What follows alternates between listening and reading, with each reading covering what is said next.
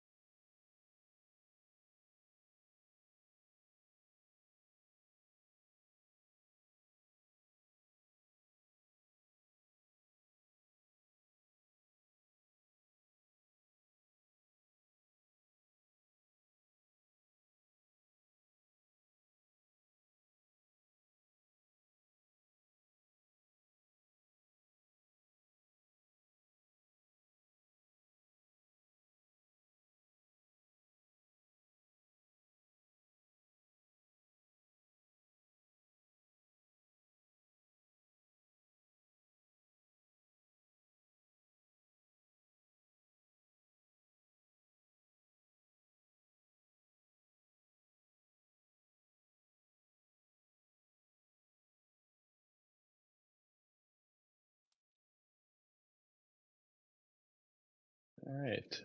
Good morning, everyone. Looks like we're still waiting. Maybe the applicant is here now. I believe that's Camilla. Um, does look Hello. like we have quorum here, so I'm going to go ahead and go through our preamble, and then we can get the meeting started. So this is the December 18th meeting of the Historic Ohio City Design Review Advisory Committee. To go through our virtual meeting regulations and procedures, actions during the meeting will be taken by roll call vote. Recusals due to a conflict of interest should be stated for the record prior to the start of any presentation. The recused committee member will then leave the meeting for the duration of the case discussion. The chair will call the meeting to order and ask for a roll call of the committee. The administrator will introduce the first project. The meeting will then be turned over to the applicant to proceed through their presentation. Each presentation should be completed prior to questions and comments from the committee. Once the presentation is concluded, the administrator will provide background information and will read any received public comments when applicable. The committee will then begin deliberations and project review. Please use the raise hand feature if you'd like to speak. And after deliberations and review concludes, the committee will render its recommendation and/or motion. The applicant may leave their meeting at any point after project review is complete. All projects will follow the same format until all projects are heard by the committee. Once all projects are heard, the chair will call for any committee/administrator reports. And after all reports have been heard, the chair will adjourn the meeting. Regarding community comments, any and all community members may provide their written comments, thoughts, or questions regarding projects presented to the committee. Community members may also telephone their comments or questions to the committee administrator. All comments, thoughts, or questions must be submitted to the committee administrator no later than 48 hours prior to the start of the meeting. Public comment received after the deadline will not be heard by the committee. Public comment will be collected by Landmark staff and sent to the committee members for review prior to the scheduled meeting. Then Landmark staff will summarize the received comments during the meeting. The applicant of the project is under no obligation to answer any community questions. Community members are invited to attend to the design review advisory committee meetings, but there will be no open public comment period. Regarding design review guidelines, all projects are being reviewed using the Secretary of the Interior standards for rehabilitation and are being considered for the issuance of a certificate of appropriateness. All projects are considered on a case-by-case basis. Presentations were received and distributed to committee members for review prior to the scheduled meeting. Changes to the presentations after the confirmation of receipt by Landmark staff are not shown here today. The Historic Ohio City Design Review Advisory Committee makes recommendations to the Cleveland Landmarks Commission. These recommendations are not final actions. Depending on the scope of the project, submissions may be approved administratively or will need to be reviewed by the Cleveland Landmarks Commission. If that's the case, projects will be scheduled at the next available commission meeting after an action is taken.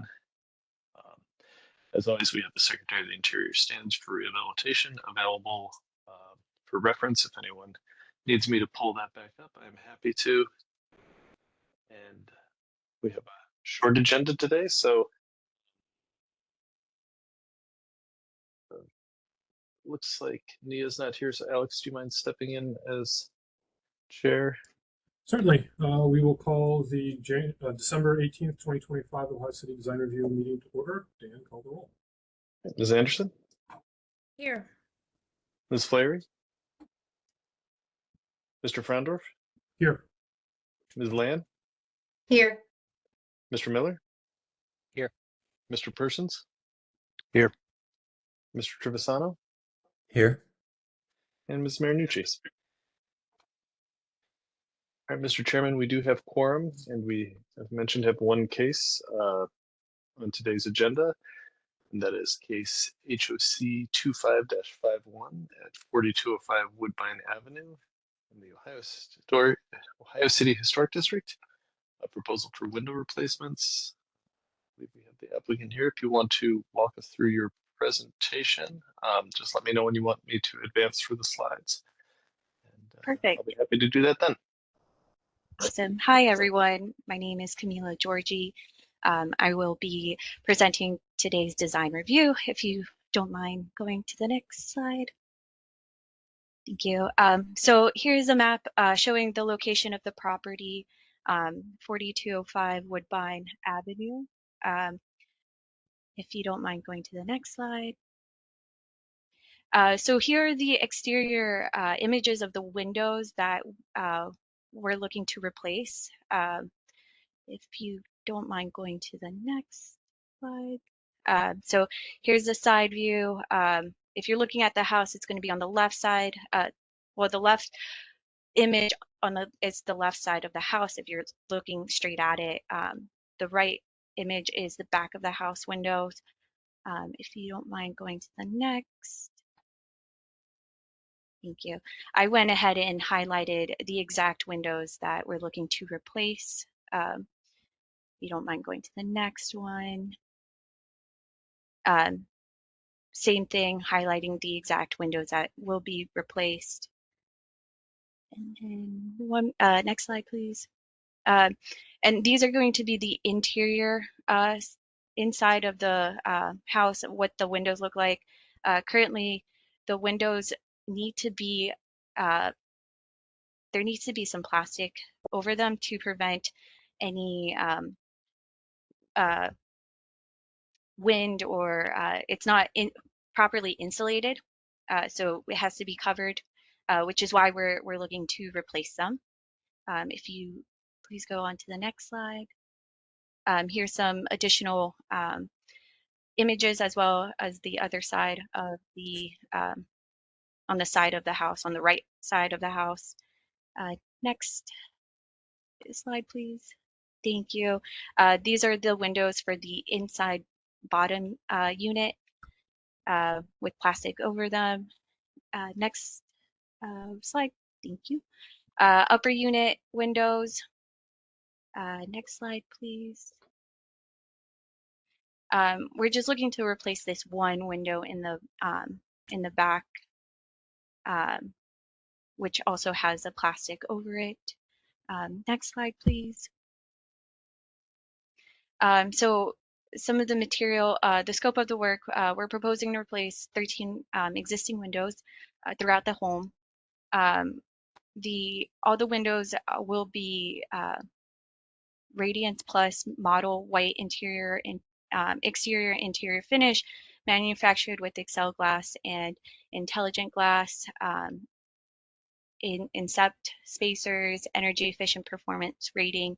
I've listed the PDF with the manufacturer specification and product features in the presentation if you guys would like to look into that further. Next slide, please.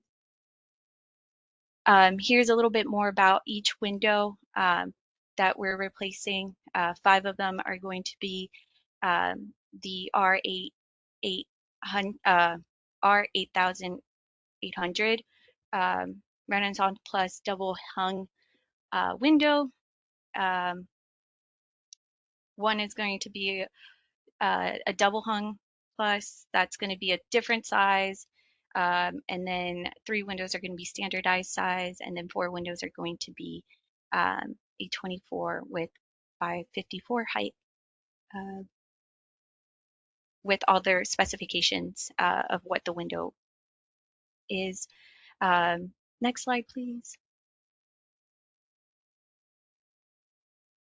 Unless that was the That's slide, all. sorry. Oh, okay. Sorry about that. I guess like that is all of my slides. I'm not sure how what else I can provide you if there's any questions for the windows. So are all of these windows vinyl? Did I miss I can see all these details, but did I miss the materiality of the window frames? I've added in the manufacturer specification on from the manufacturer's website, the PDF.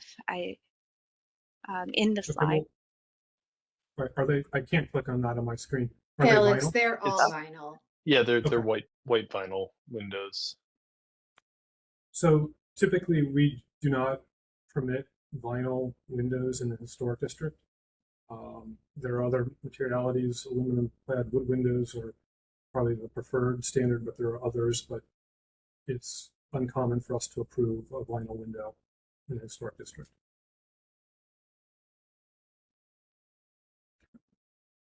Are there, I guess, do you have a list of those approved windows?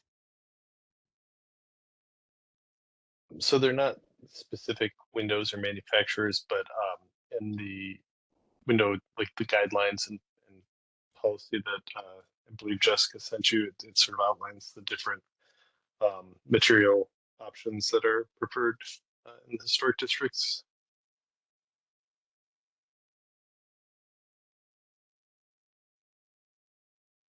Would you So mind if- reading those for? Yeah, we can So that I can make resend sure. those. Sure. Thank you. so Sorry, what Alex, I- I didn't mean to cut you. No, you're good. So what I would recommend, subject to the agreement of my fellow board members, is to table this proposal. And to take a look at other options, and then you can come back the next time or whenever you have those selections made.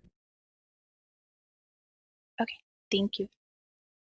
I guess I would I'm- just ask the committee. I think that's a perfectly reasonable way to handle things. But I guess as an option, if they can meet the policy as it was adopted, or the guidelines as approved by the Landmarks Commission, do you guys still want to see it? Or if they can meet that policy, should staff just handle it, or do you guys want to see it either way? I would be fine personally with staff just handling it on the resubmittal. I agree, and I would also encourage the applicant, if you reach out to the Cleveland Restoration Society, we can provide you some more specific suggestions for manufacturers. Do you have an email that you could send me so that I could contact you guys? Yep. Go ahead and put that in the chat. Thank you.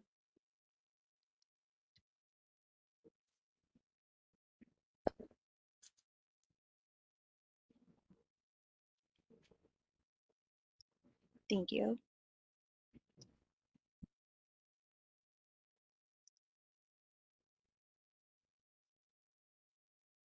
So next steps would be getting new material suggestions for the window replacement, and then resubmitting with your board. Yes, yeah. If you just resubmit through the Landmarks office, Jessica will be your primary point of contact.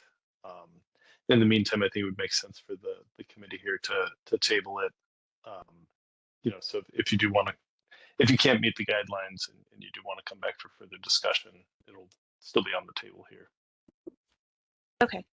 And then when And if it's approved, I guess like I had one other question. I think you guys mentioned something about like staff reviewing.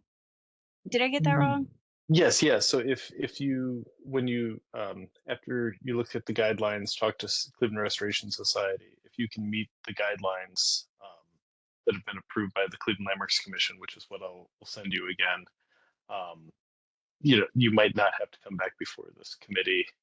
Staff will just handle it administratively. But if you can't meet the guidelines for whatever reason, then you'd come back before this committee. Okay. That makes sense. Yes. I guess like what would not like I guess what would entail of not meeting the guidelines? What does that look like? Like I don't So understand I that. yeah, I'll send it to you, but essentially it's materiality and configuration. So you've got pretty straightforward 1/1 windows throughout most of the house. A lot of times you see windows that are 6/1 or 9/1, and let's see.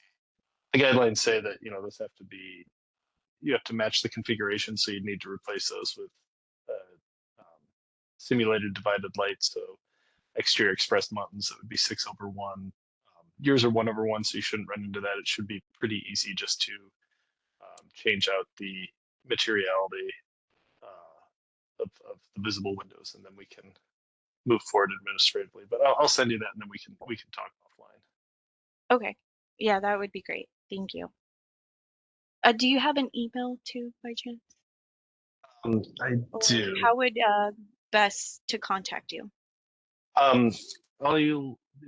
Jessica, I will send you an email pretty much right after this meeting, and then we can get that ball rolling. Okay, perfect. Thank you. So I think just administratively, we should probably, if someone from the committee wants to offer a motion to table.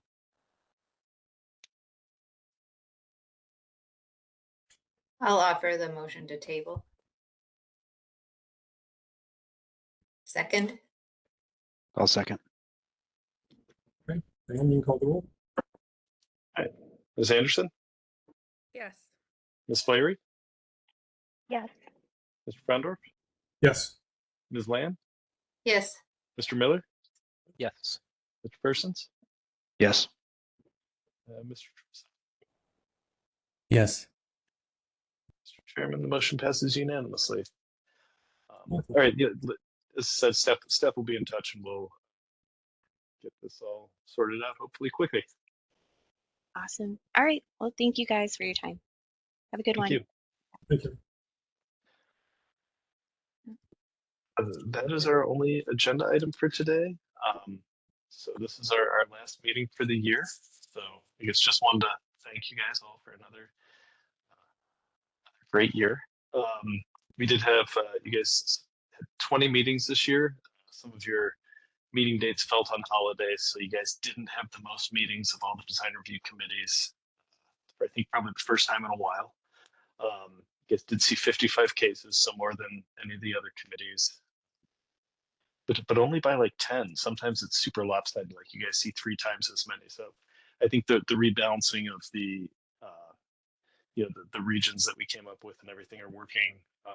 Because you guys, as far as the number of meetings, you came in 3rd out of 5. So 2 of the committees had more meetings than you guys, which was I don't think ever happened in recent memory before that you guys haven't had more meetings than anyone else. We did have 3 meetings where we didn't have quorum, and so partially to assist with that, and partially just to kind of keep things fresh.